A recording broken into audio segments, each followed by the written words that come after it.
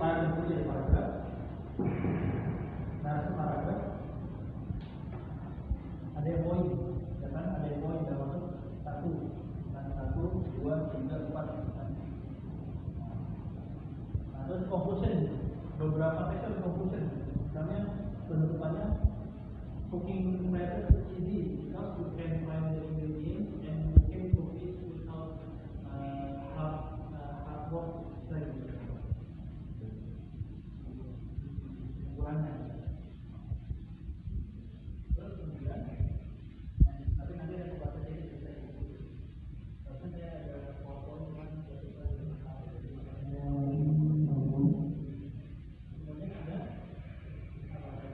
belum ada atau yang disebut tadi setelah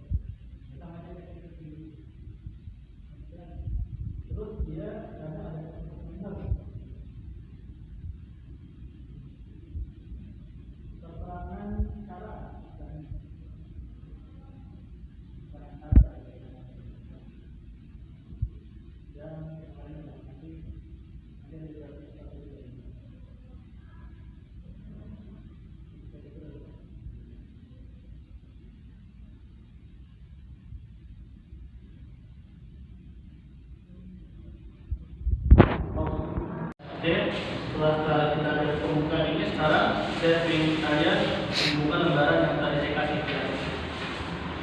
Ada permuatan ya. Ini maksudnya apa? Coba perhatikan. Jadi setiap bagian tadi dari social function, fungsi sosial, steps, dapat structure sama untuk feature itu kan nanti biasanya akan ada pertanyaan-pertanyaan itu untuk mengetes bahwasanya apakah kalian paham atau enggak gitu, atau intinya sesuai dengan kompetensi dasar yang akan kalian pelajari gitu. Nah, kalian di sini misalnya nama pertama ya, perubahan fungsi sosial. Nah, ketika kalian memahami ini purpose ini ya, kita readers sampai seterusnya, itu nanti kalian akan mendapatkan beberapa pertanyaan untuk ini yang akan ditanyakan kalian. Misalnya pertama, biasanya topik pertama, the text highlight atau the text focuses on, atau what does the text discuss about. Kemudian ada tujuan penulisan teks. Ya, itu pertanyaan contohnya, what's the intention of writing the text? Kalau ada text is intended to, teks itu ditujukan ke siapa, diniatkan ke siapa. Atau misalnya the communicative purpose to send the card is, jadi tujuan komunikatif untuk mengirim kartu ini gitu, atau cara ini apa namanya teks yang kita bikin. Lalu mungkin penguatan yang ketiga yaitu ada alasan penulisan teks. Ditanya kenapa atau alasannya kenapa sih penulis itu menuliskan. Pertanyaannya why is the text written? Atau misalnya why does the writer send the card? Kemudian terakhir ada dalam penulisan teks, maksudnya apa? Kalau di bahasa Indonesia itu kan dasarnya kita setelah melihat suatu teks prosedur itu kita diharapkan untuk apa sih? Kalau kamu bisa habis baca misalnya cara membuat nasi goreng, kamu diharapkan untuk apa setelah membaca itu? Iya, bisa dipraktekin, baik untuk diri sendiri ataupun baca. Kan? Nah, jadi di sini ada dua bentuk pertanyaan, kan? What do people do after reading the card? Terus the reader will be bla bla bla after reading the text. Terus kemudian halaman berikutnya, teks structure ya. Text structure ini kita lebih mencakup itu. Oke, mungkin beberapa ada beda sedikit teori lah, atau mungkin ada sedikit beda cara penulisan ya. Insya Allah intinya sama aja lah. Ada penguatan masalah struktur teks atau text structure. Ya. Biasa pertanyaan mencakup ada 3 jenis, misalnya ditanyakan main idea. Nah, ini biasanya teksnya itu untuk bentuknya narasi yang paragraf ya. Ya, tadi kan saya bilang kan biasa teks itu kan ada paragraf, ada yang poin ya, yang 1, 2, 3, 4 gitu kan. Nanti ditanyakan gitu kan, maksudnya inti apa namanya, gagasan utamanya gitu apa. Atau misalnya the second paragraph atau paragraph 2 fokus on, fokusnya kemana? Atau misalnya di sini bla bla bla bla is discussed in paragraph berapa?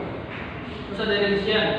Nah, rincian kan ditanyakan misalnya how much floor, atau misalnya what do we do. Intinya di sini di rincian ini kalian ditanyakan masalah step-step itu. Ya, jadi nanti menyesuaikan dengan teksnya. Jadi harus teliti. Nah, contoh misalnya how many kind of materials needed. Nanti disebutin, misalnya ada 5, 6, 7 disebutin. Atau misalnya what's the main material. Nah, jadi material utamanya apa? Yang nasi goreng seperti rice. Terus misalnya kalau ditanya what must we do after or before.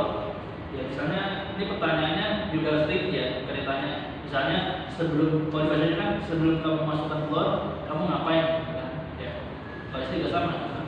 Before we break the eggs, you know, before break the eggs, we must apa? Sama. Terus kemudian yang terakhir ada masalah language feature. Ya, language feature. Teks terakhir. Nah, di sini ada 3 unsur vocabularies. Ini saya tahu ya, mungkin kalian karena di sini jarang megang HP, jadi ya otomatis kan bantuan ya harus kamus. Cuman intinya adalah salah satu unsurnya nanti pertanyaan yang kedua adalah untuk mengetes pemahaman kalian di sini vocabularies, ditanya sinonim atau ditanya kata yang maknanya sama atau tidak. Antonim mungkin ada, ya pernah ada soal antonim, pernah ada. Cuman kemarin saya perhatikan sekarang udah nggak ada, karena nggak semua orang tuh juga pembendaharaan vocabulary itu juga mantap gitu kan. Jadi ya jalan ya. Soalnya juga kalian kalau nanti ulangan juga saya nggak akan terasa ngasih antonim insya Allah. Terus grammar, masa grammar juga preference.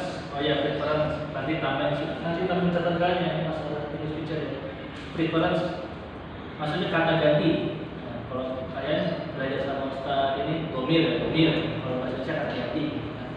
Jadi kayak nanti disuruh cari kata it atau misalnya dem atau misalnya d gitu, dem biasanya sih. Itu reverse-nya kemana, kata ganti apa gitu kan.